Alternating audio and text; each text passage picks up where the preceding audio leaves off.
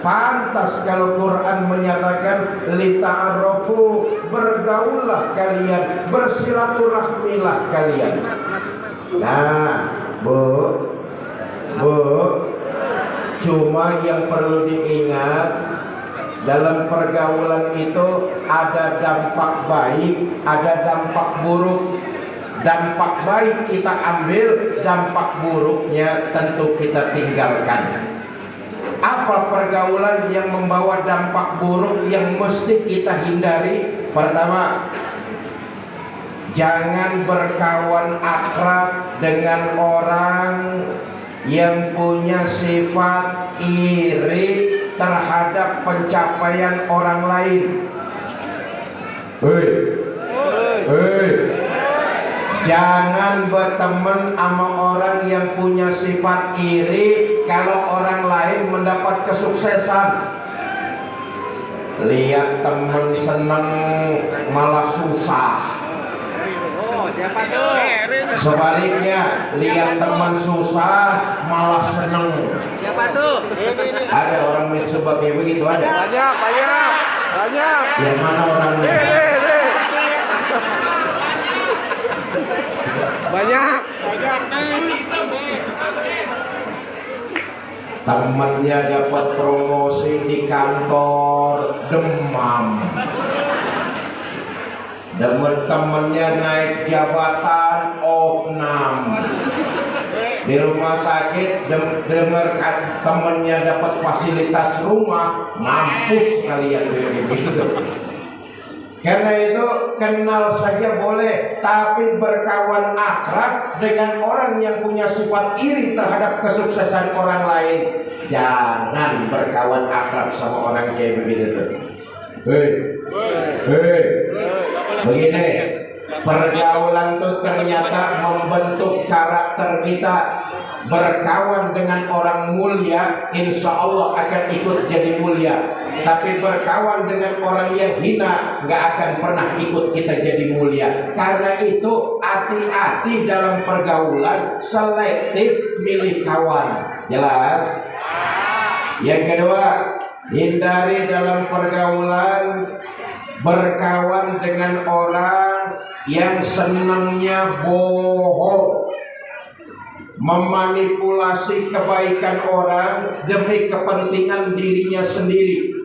Orang lain yang berbuat, orang lain yang berkeringat, orang lain yang berjasa, karyanya diakuin. Nih tukang bohong nih.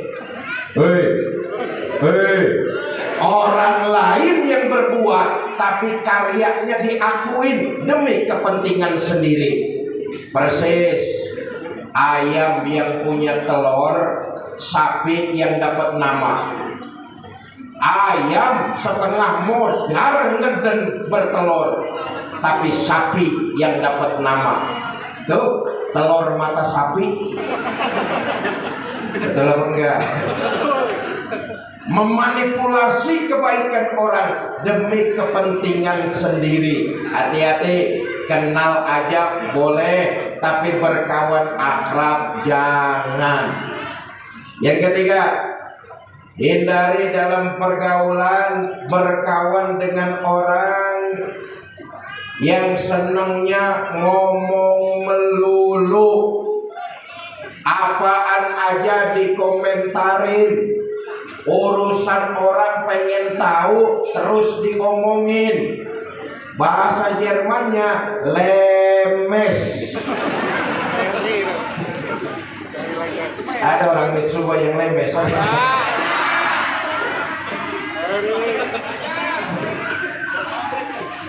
Saudara, begini, kita nih emang gak bakalan bisa menghindar dari komentar orang lain. Betul apa enggak? Betul.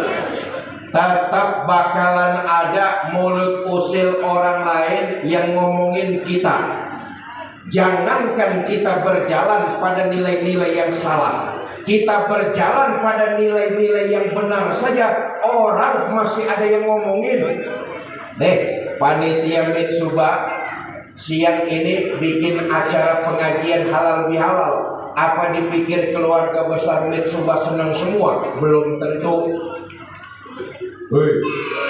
Belum tentu. Yang senang ngomong terang-terangan, bagus acara pengajian, saya dukung. Itu yang senang.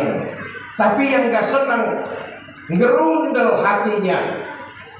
Paling enggak dalam hatinya ngomong, mudah-mudahan ntar waktu pengajian listrik mati. Betul apa enggak? Kita nggak bakalan bisa menghindar dari omongan orang lain. Kita nggak bakalan bisa berkelit dari mulut usil orang lain. Tapi prinsipnya selama kita berjalan di atas nilai kebenaran, maju terus. Sekali kaki melangkah, pantang surut mundur ke belakang. Saya tadi dibisikin, Ustadz, alhamdulillah tiap bulan keluarga besar Mitsuba urunan sedekah sesuai dengan kemampuan. Ada yang 5.000, ada yang 10.000, ada yang 20.000. Dana terkumpul tiap bulannya belasan juta untuk menyantuni yatim piatu keluarga besar Mitsuba. Ini kerjaan positif dan mudah-mudahan semuanya mendapat keberkahan dari Allah Subhanahu wa taala. Selama berjalan di atas nilai kebenaran, maju terus, nggak usah puyeng dengerin omongan orang lain. Nah, ini kuncinya nih, Bu. Selama kita berjalan di atas nilai kebenaran, yakinlah, berbuatlah terus, jangan pernah takut salah dalam nilai-nilai kebenaran. Salah dalam nilai-nilai kebenaran masih lebih baik daripada saudara tidak pernah salah karena tidak pernah berbuat dalam kebenaran. Saudara baca Quran salah masih lebih baik daripada saudara tidak pernah salah karena tidak pernah baca Al-Quran. Gua dong baca Quran gak pernah salah. Bacanya kapan? Nggak pernah. Mata lu soek. Bapak Ibu saudara-saudara kaum muslimin yang saya muliakan, yang ingin saya pesan, kita memang tidak bakalan bisa menghindar dari mulut usil orang lain. Kita nggak bakalan bisa menghindar dari komentar orang lain. Yang terpenting kita keluarga besar Mitsuba jangan ikut ngomentarin orang lain juga. Hei, kurang pahala kita, bertambah dosa-dosa kita. Kalau ada orang yang ngomongin kita, biarin aja, jangan kita balas dengan komentar juga.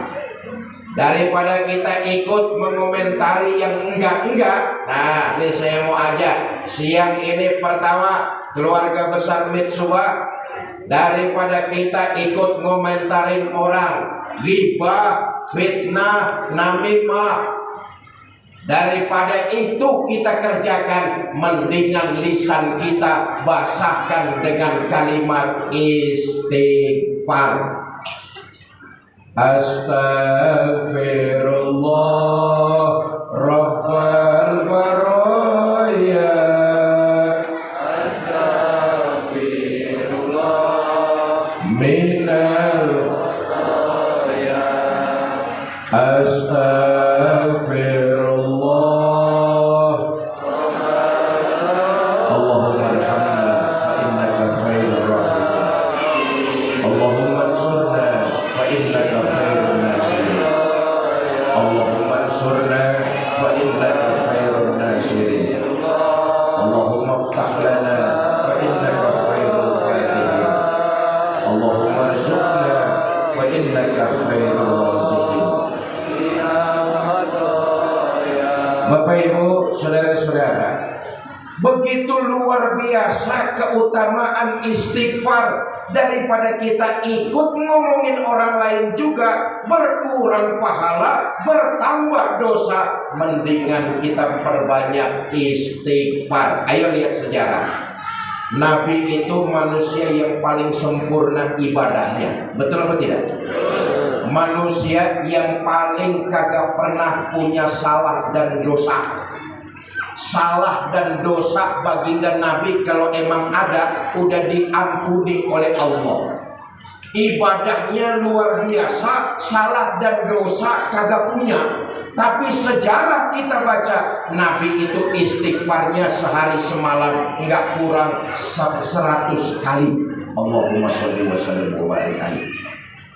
Ibadahnya luar biasa, nggak ada manusia yang mengalahkan ibadahnya baginda Nabi. Paling sempurna ibadahnya.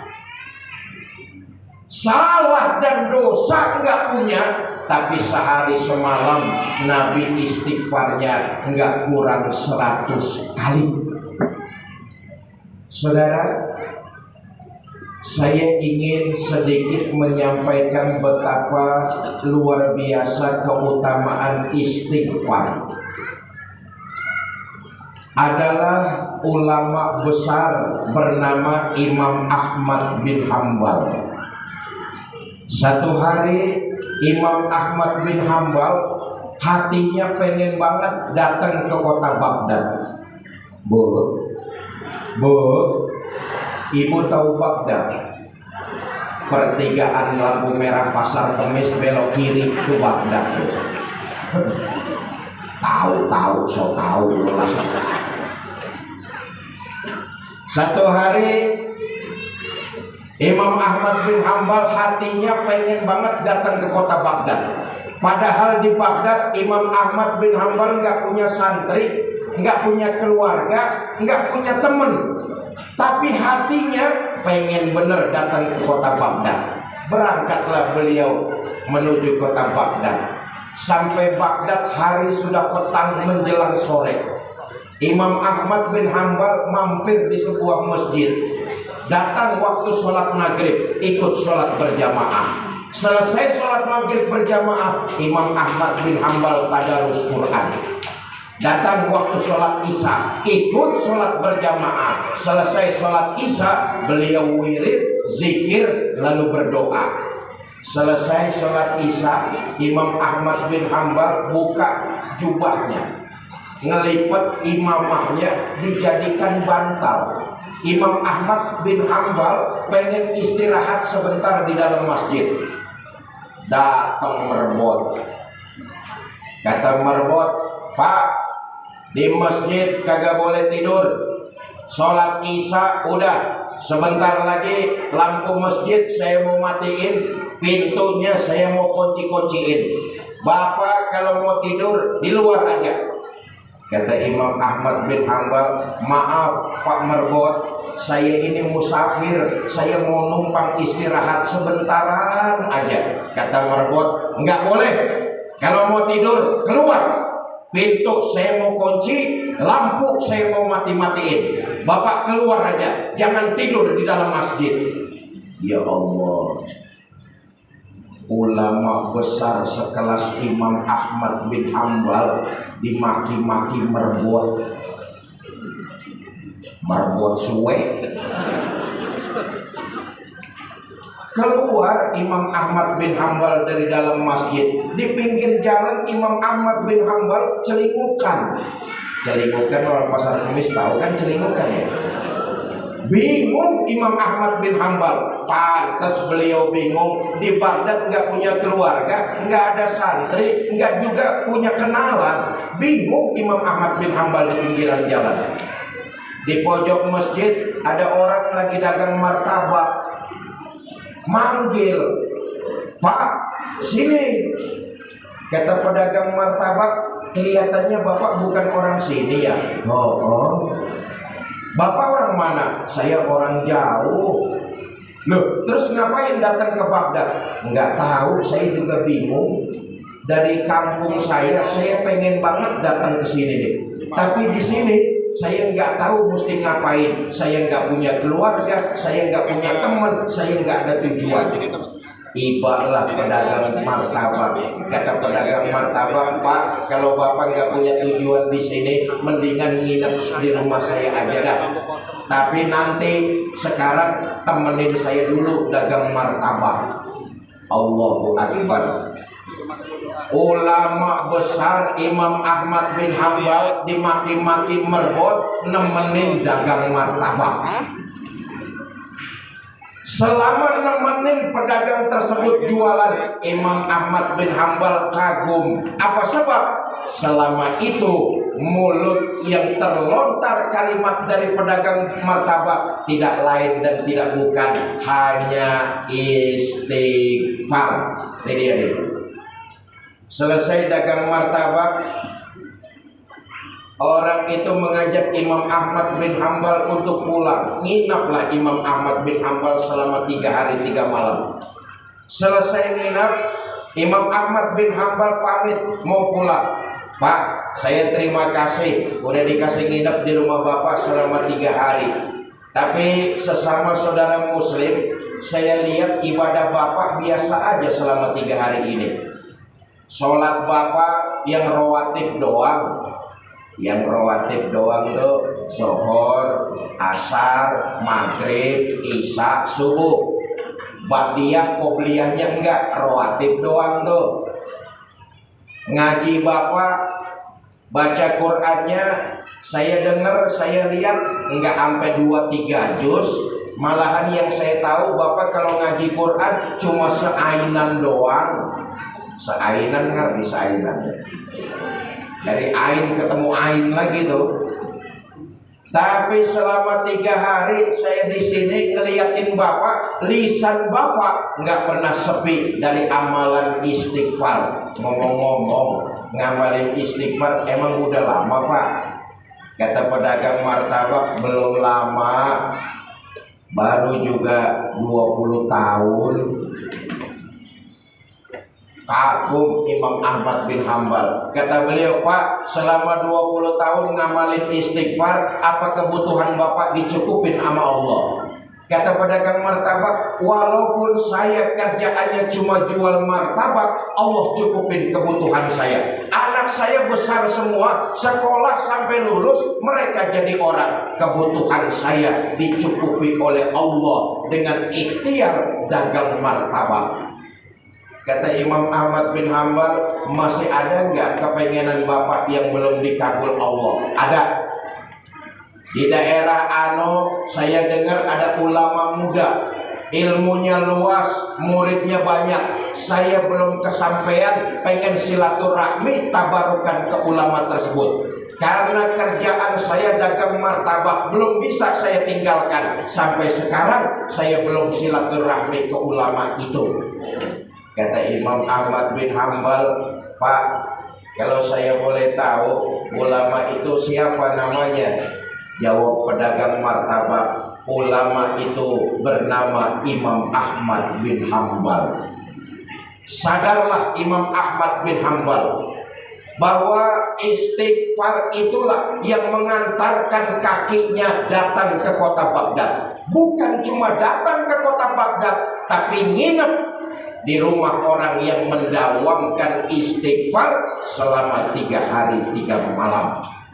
Bapak ibu saudara-saudara kaum muslimin yang saya cintai, daripada mulut kita, lisan kita ikut ngomentarin orang lain, ngomong yang percuma, lebih baik mulai saat ini dawamkan, perbanyak istighfar.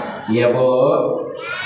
Yang kedua, daripada kita ikut komentarin yang bukan-bukan, lebih baik kita perbanyak baca sholawat kepada baginda Nabi.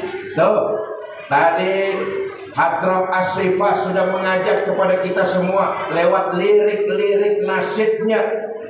Perbanyaklah membaca sholawat daripada lisan ini ngomongin orang lain. Saudara, ketahuilah seluruh alam raya ini tercipta karena nur baginda kita Nabi besar Muhammad Sallallahu Alaihi Wasallam. Alam raya ini tercipta karena nurnya baginda Nabi Muhammad Sallallahu Alaihi Wasallam. Saya mau menyampaikan satu riwayat saudara. Begini, Bu, kita nih utang jasa teramat besar kepada baginda Nabi. Dalam riwayat diceritakan, ketika Allah menciptakan Nabi Adam, Allah memerintahkan Nabi Adam untuk tinggal di dalam sorga. Betul apa tidak? Di sorga rupa-rupanya Nabi Adam melanggar larangan Allah. Apa itu? Memakan buah huldi. Lalu Nabi Adam oleh Allah diusir dari dalam sorga, turun ke alam dunia. Ini kita lihat ya. Nabi Adam salahnya cuma satu, makan buah huldi, diusir dari sorga. Salahnya cuma satu, diusir dari sorga.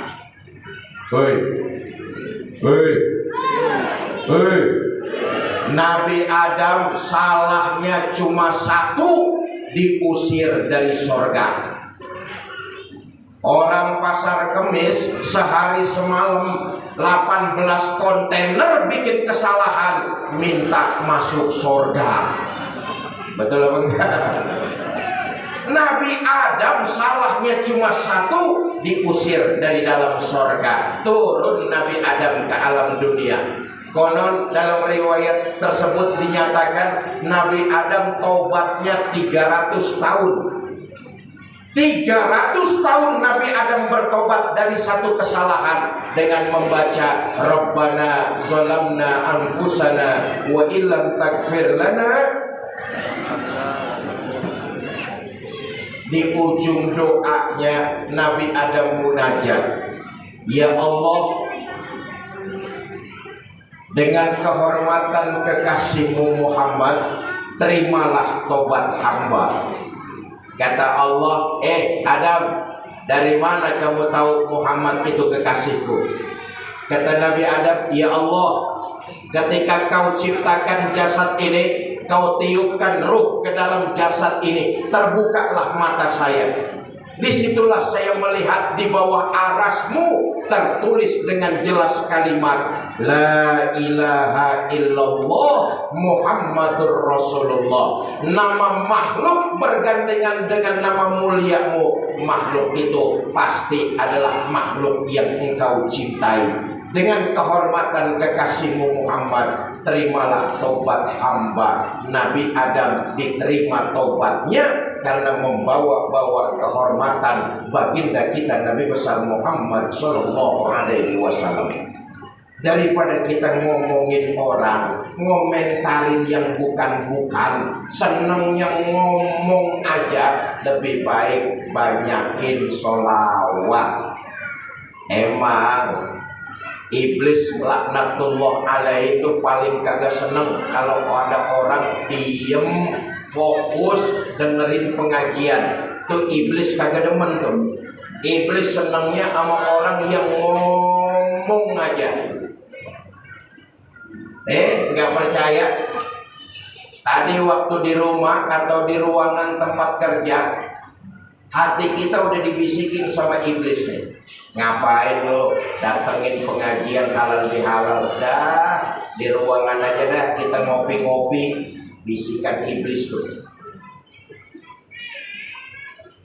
Saudara lawan bisikan iblis. Enggak, saya mau datang pengajian halal bihalal di aula. Saudara datang dah ke sini.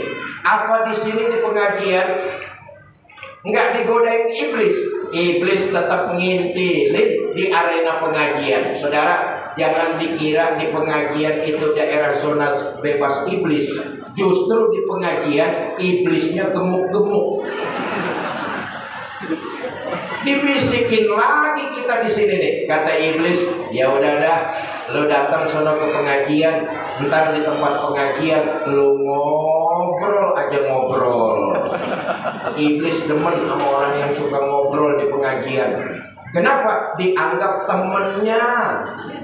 Hei, hei, temennya iblis.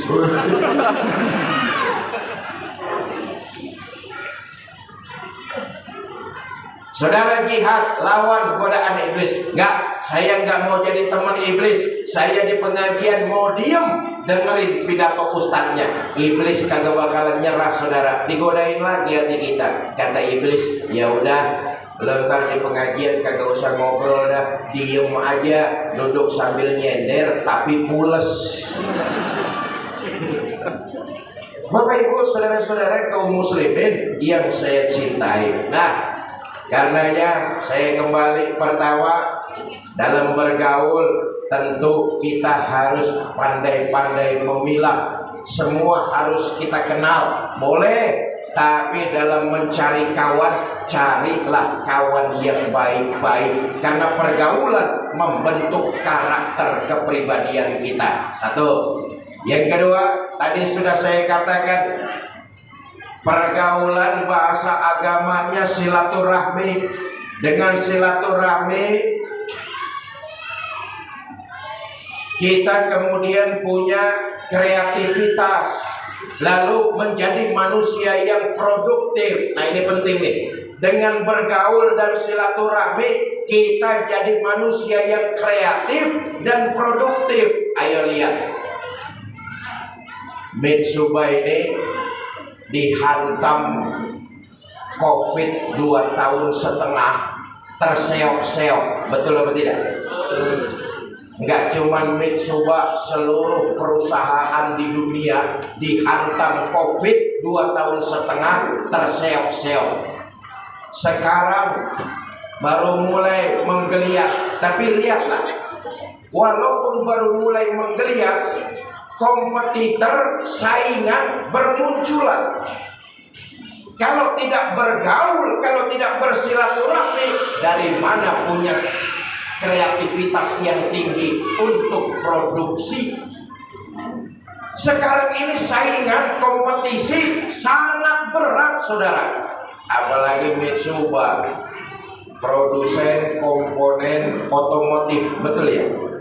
Saingannya luar biasa. Nggak usah ada perusahaan sebesar Mitsuba, saingan hidup, kompetisi dalam segala aspek terjadi dalam kehidupan kita. Contoh nih, contoh, jadi artis saingannya berat. Jadi artis saingannya berat.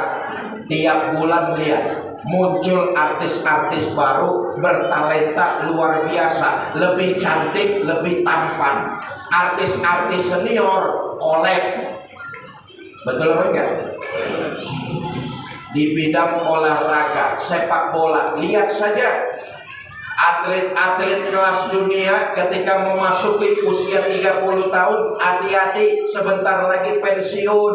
Kenapa? Talenta-talenta muda bermunculan. Makanya Cristiano Ronaldo pinter. Dia tahu masanya sudah pensiun, lari ke Timur Tengah, bergabung dengan klub Al-Nassr, diboyong dengan bandrol harga kurang lebih 3,5 triliun. 3,5 triliun. 3,5 triliun. Kalau dibeliin cendol, sepasar kemis ngambang di cendol. Konon Messi juga sudah siap-siap akan hengkang ke Timur Tengah. Kenapa? Usianya sudah mendekati pensiun, talenta muda muncul. Itulah persaingan hidup, berat, ketat. Kalau nggak bergaul, kalau nggak bersilaturahmi, dari mana kreativitas bisa muncul untuk produktif? Nggak usah ada artis, nggak usah atlet sepak bola, jadi ustaz saingannya berat. Bener-bener. Jadi ustaz aja saingannya berat. Bapak Ibu saudara-saudara kaum muslimin yang saya muliakan, bergaul itu artinya bahasa agama jaga silaturahmi, menjalin silaturahmi. Dengan apa? Menjaga kerukunan, menjaga kekompakan. Kita di Mitsuba, kita nih keluarga Mitsuba, rukun ibarat sebuah tim. Kalau kita rukun, kita menjalin silaturahmi, kita kompak, insya Allah target tercapai.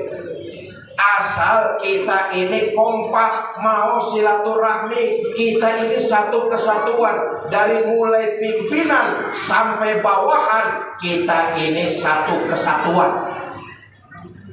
Nggak ada yang lain merasa lebih penting. Nggak ada. Kita ini satu kesatuan. Coba lihat. Pimpinan nggak merasa lebih penting dari karyawan.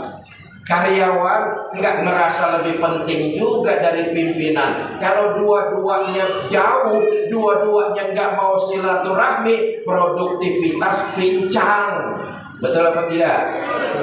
Pimpinan ngerasa paling utama.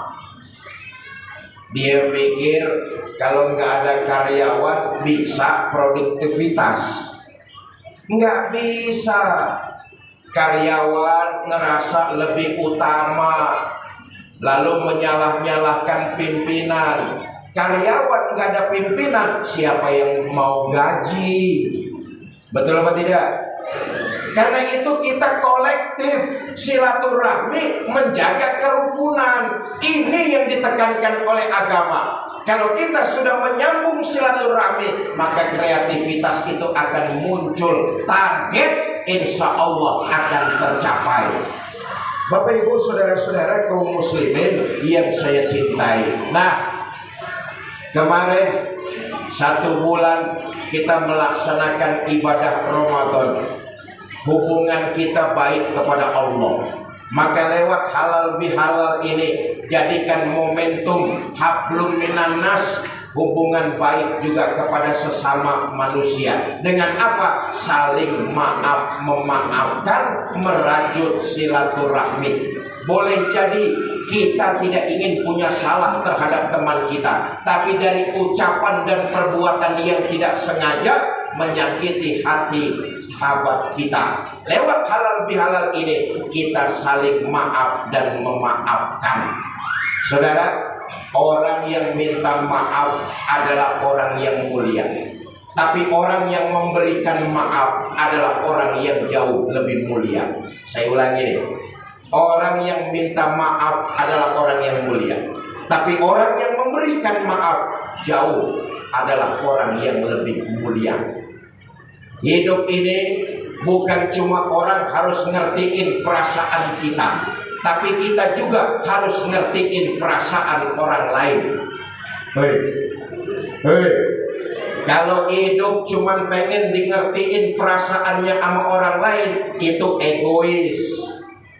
Tapi kalau kita mau belajar untuk ngertiin perasaan orang lain, ini namanya bagus, pinter merasa. Begini dah gampangnya.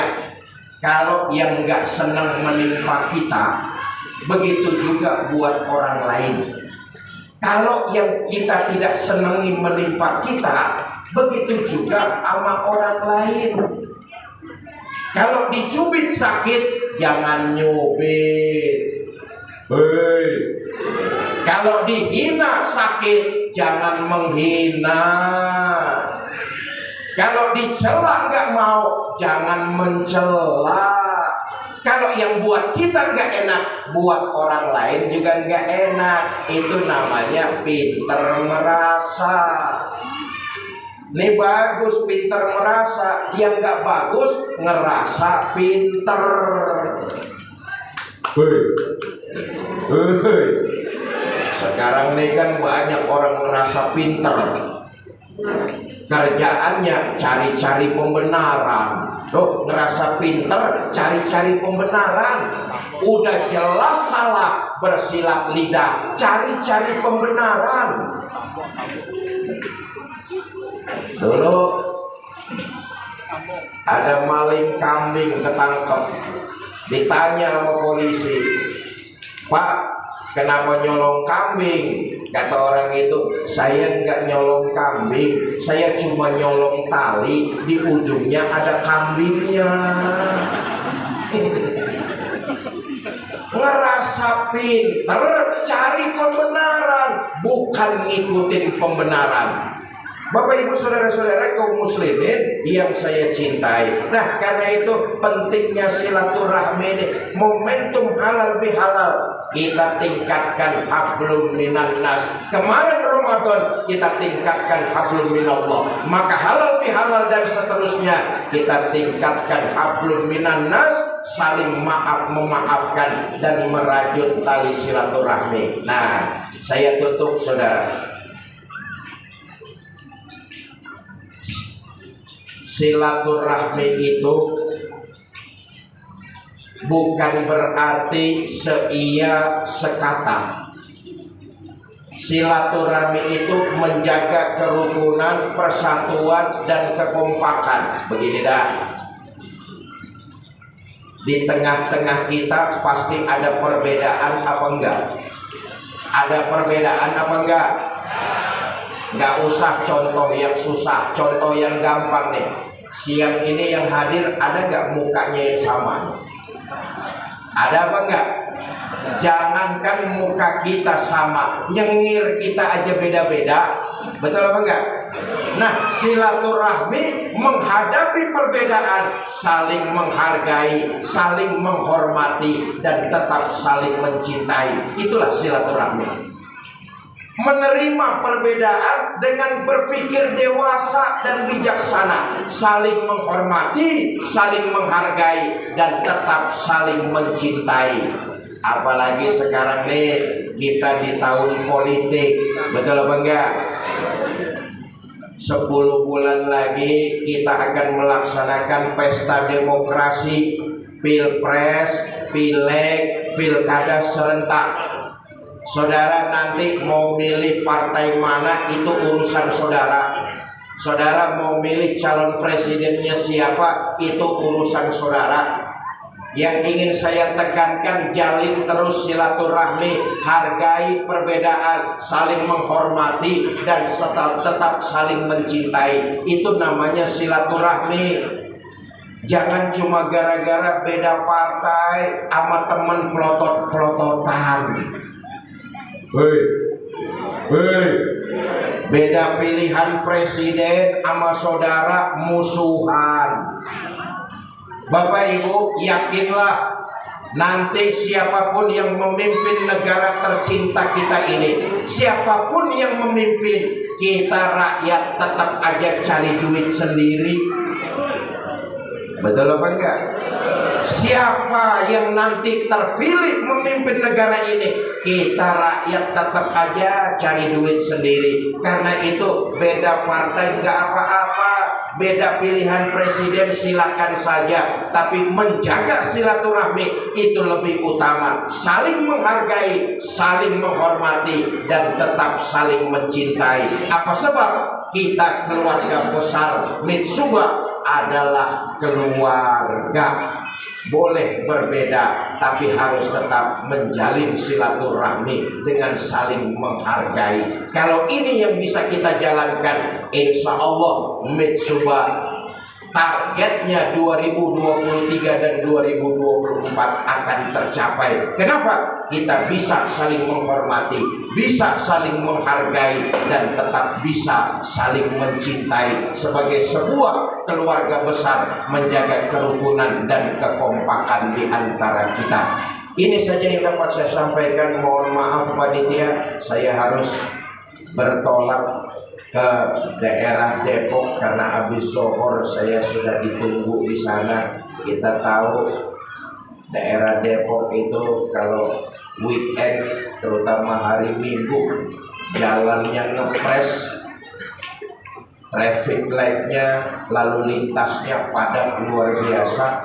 Jadi saya mohon maaf, dari sini saya akan langsung menuju kota Depok. Mari sama-sama kita bacakan suratul Fatihah.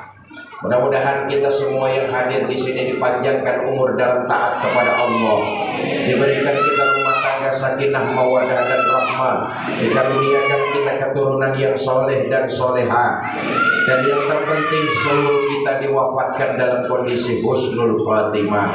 Bitilkal niyah al-Fatihah. A'udzubillahi minasyaitonir rajim. Bismillahirrahmanirrahim. Alhamdulillahi rabbil alamin. Arrahmanir rahim. Maliki yaumiddin. Iyyaka na'budu wa iyyaka nasta'in. Ihdinas siratal mustaqim. Siratal ladzina an'amta 'alaihim.